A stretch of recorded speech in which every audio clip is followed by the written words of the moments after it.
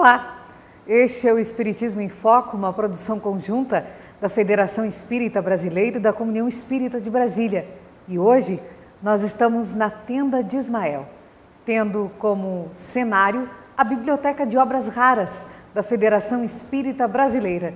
E o nosso convidado é o vice-presidente da FEB, Geraldo Campetti. Seja muito bem-vindo, querido Geraldo. É um prazer recebê-lo aqui na sua casa, na Federação Espírita Brasileira e no nosso Espiritismo em Foco. Agradeço, Ana, a oportunidade, uma vez mais, estarmos juntos. Realmente aqui é um ambiente muito gostoso, né? A casa de Ismael, a nossa casa. E graças a Deus a gente tem esse ambiente espiritual muito saudável e propício, inclusive, para a gente trabalhar e divulgar as coisas boas da vida. Querido Geraldo, vivemos em um momento de transformação, não só do mundo, mas o Brasil e o mundo interior de cada um de nós. Qual é o nosso papel como espírita num momento como este? É uma postura que a gente tem que ter, que é muito recomendável, é a questão do equilíbrio, de um discernimento que possa ser aplicado a ponto da gente conseguir um bom senso e não partirmos para os extremismos, porque toda vez que a gente vai muito para um lado ou muito para o outro, a gente tende a se equivocar, a cometer erros.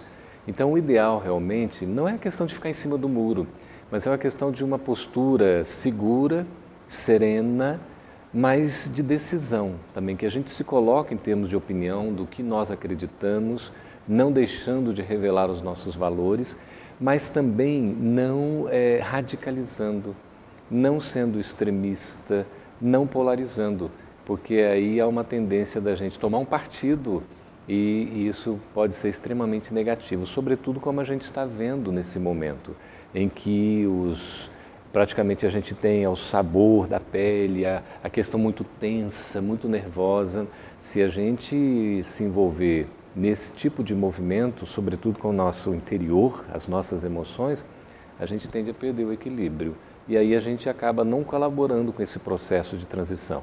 O nosso papel é um papel de construção, é um papel de manter a paz, de trabalhar pela união, pela solidariedade, pelo respeito ao próximo. Seja ele uma pessoa que nos é, digamos assim, simpática, né, Ana? Ou seja também uma pessoa, às vezes, que se coloca na posição de adversário, de oponente, de inimigo, porque aí o nosso exercício é maior ainda. E hoje, nesse momento que a gente vive, propicia mais essa situação.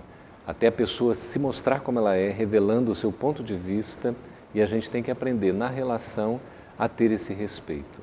E nós estamos no momento em que as pessoas vão se mostrar cada vez mais como elas verdadeiramente são? Exatamente, cada vez mais, porque nós chegamos num tempo em que os tempos de fato chegaram. Nós não temos como fugir, não há mais tempo para o amanhã no sentido de ficar postergando, transferindo uma decisão, um posicionamento que a gente precisa ter. Então há necessidade realmente da gente se mostrar, porque nós precisamos nos revelar. E mesmo que a gente queira fugir ou esconder isso, a própria circunstância da vida e o momento atual que a gente atravessa de transição, em que a crise naturalmente se evidencia e há um choque todo de valores, a gente precisa se colocar. Afinal de contas, quem somos nós? Quais são os nossos interesses? Quais são os nossos propósitos de vida? Nos momentos de regeneração e nesse momento de transição, é natural que a crise surja aos nossos olhos com maior rapidez? É perfeitamente natural, compreensível e a própria lei de evolução coloca que seja assim, porque como os tempos já chegaram, há necessidade de dar esse passo, finalizando um ciclo e iniciando outro ciclo. Aí não tem como, de fato, a gente ficar postergando, porque a própria lei natural, a lei de evolução, de progresso, nos impulsiona a essa guinada. Se eventualmente nós não acompanharmos por uma limitação nossa, às vezes até por deliberação, por um uso do livre-arbítrio, nós vamos acabar ficando para trás desse processo. E aí a própria lei da natureza vai se incumbir de dar o devido encaminhamento também para nós. Mas se nós seguirmos no curso normal, com esforço, com dedicação, com interesse, a tendência é a gente colaborar nesse processo. A crise, Ana, vem à tona porque é preciso mostrar a intensidade do mal. Precisa ser revelado, vir à tona para ser trabalhado.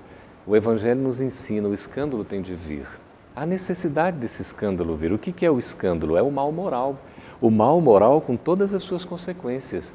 E é o que nós estamos vendo em plena atualidade, seja nas questões públicas, privadas, administrativas, nas sociedades, né, nas instituições, nas relações humanas. Na própria casa espírita você vê, né, essa questão dos choques, dos confrontos que vêm à tona, são necessários para mostrar, afinal de contas, não é, o que nós estamos efetivamente alimentando na nossa intimidade. Quais são os valores que nós estamos cultuando. E isso vai vir realmente como um embate indispensável. É o momento desse choque, mas um choque que vai promover a transição para a nossa transformação. Não tem como a gente adiar isso. Esse é o momento da luta, do bom combate. O mal tem de vir à tona, o escândalo tem de vir. Mas todo aquele que é instrumento desse escândalo, naturalmente, ele vai sofrer as consequências. Por isso que a gente tem que ter muita vigilância, muita prudência, muita serenidade, para não sermos esses instrumentos do escândalo. Nós não precisamos aproveitar de uma situação que é difícil, que é problemática, que é conflituosa, de uma situação em que a crise se evidencia, porque haverá necessidade da transição para a transformação, a gente ser instrumento de provocações absolutamente desnecessárias, porque aí a responsabilidade é individual. Muitos de nós espíritas costumam usar essa expressão, os tempos são chegados.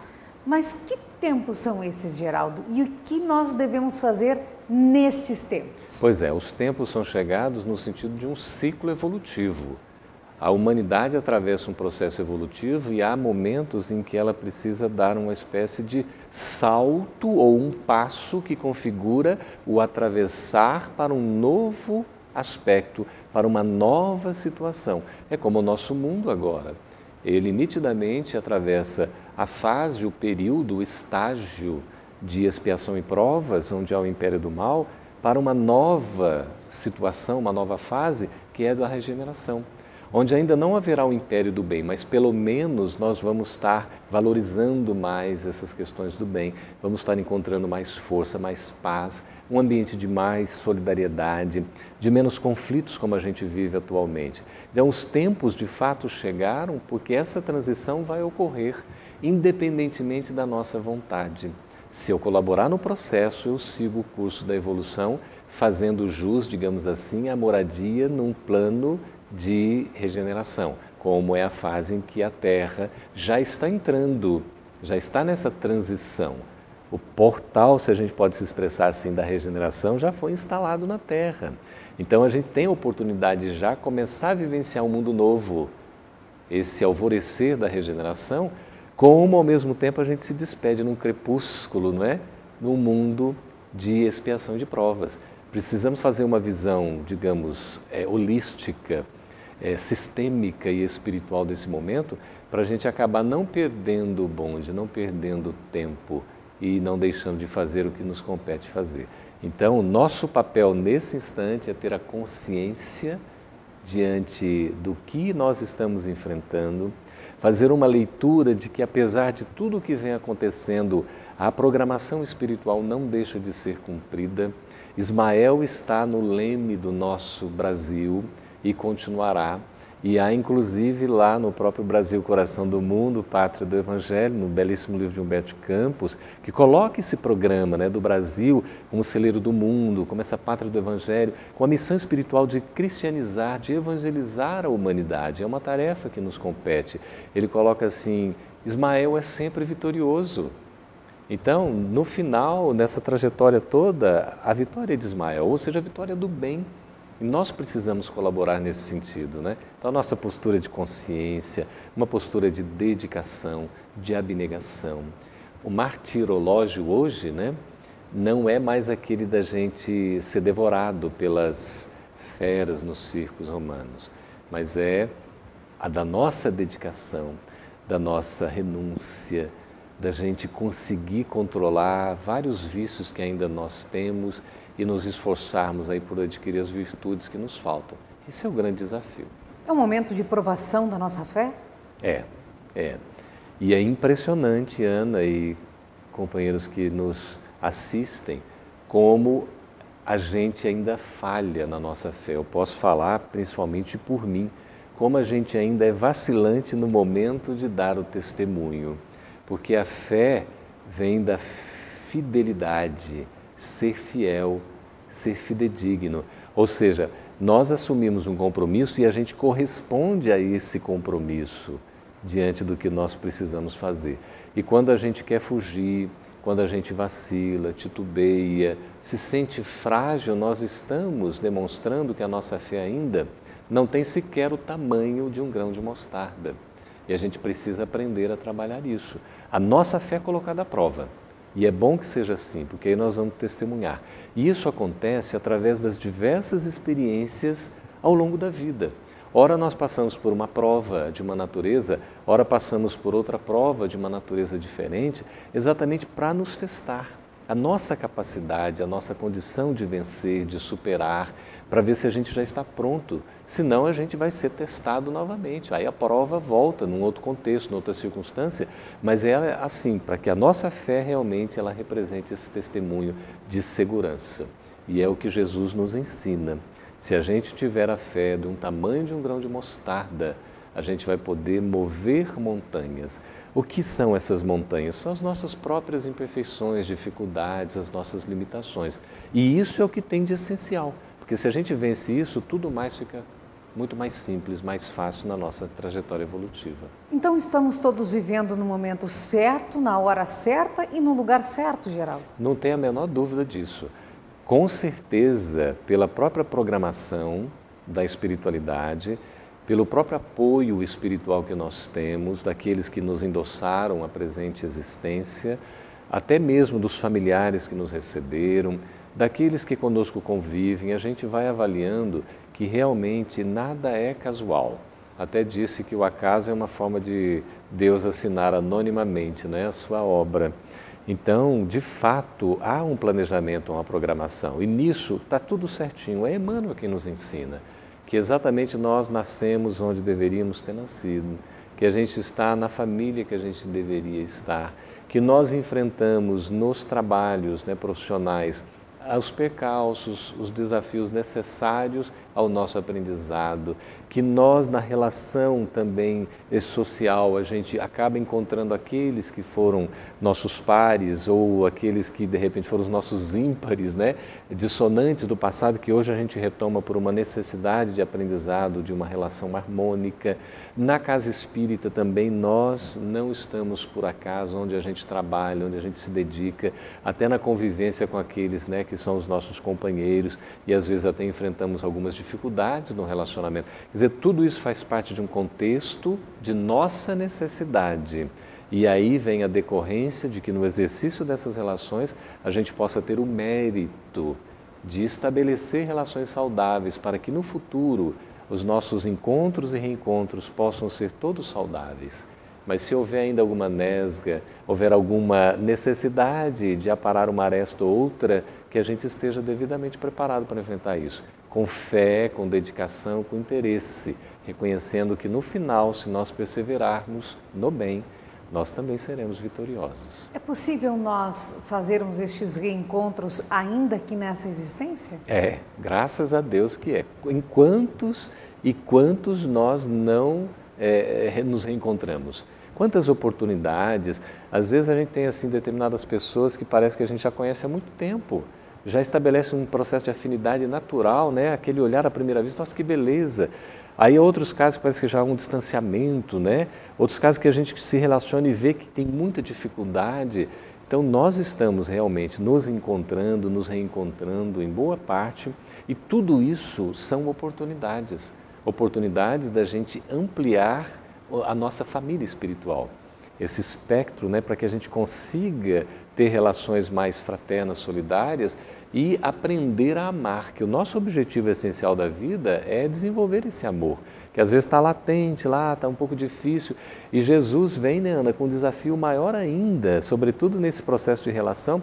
Ele diz assim, de duas frases que eu estou me recordando, aos discípulos diretamente, ele disse que eles seriam reconhecidos como discípulos do Cristo por muitos se amarem. Porque Jesus compreendia as dificuldades naturais ali, dos conflitos, dos certos desentendimentos, das características peculiares e às vezes dos choques. Então há necessidade de amar e esse convite fica para nós. A necessidade da gente poder amar exatamente aqueles com quem nós convivemos, que às vezes tocam num ponto em que a gente não gostaria de tocar. E aí vem a segunda frase. Jesus nos desafia a necessidade do amor, não só aos amigos, como a gente aprendeu na lei antiga. Está escrito, amarás o teu amigo e odiarás o teu inimigo. Jesus vem com um processo de revolução extraordinário, nos convocando ao amor aos inimigos. E aí é que é o difícil. Você colocar em prática realmente um amor àquele que não lhe é simpático, que não lhe tem, de repente, em boa conta, que lhe aponta, inclusive, os seus defeitos, é uma coisa nada simples. Mas é um desafio enorme que a gente tem à frente e quando a gente conseguir colocar isso em exercício de fato e atingir, uma superação disso, nós vamos nos sentir muito bem. Imagina, a pessoa chega, vem dar simbolicamente um bofetão na sua face, você vira outra, não com orgulho, não querendo provocá-lo, mas numa atitude de humildade. Você retribuiu o mal que você está recebendo com o bem que você pode ofertar. Que coisa melhor do que isso? A gente se sentir tranquilo, a paz de consciência, não é?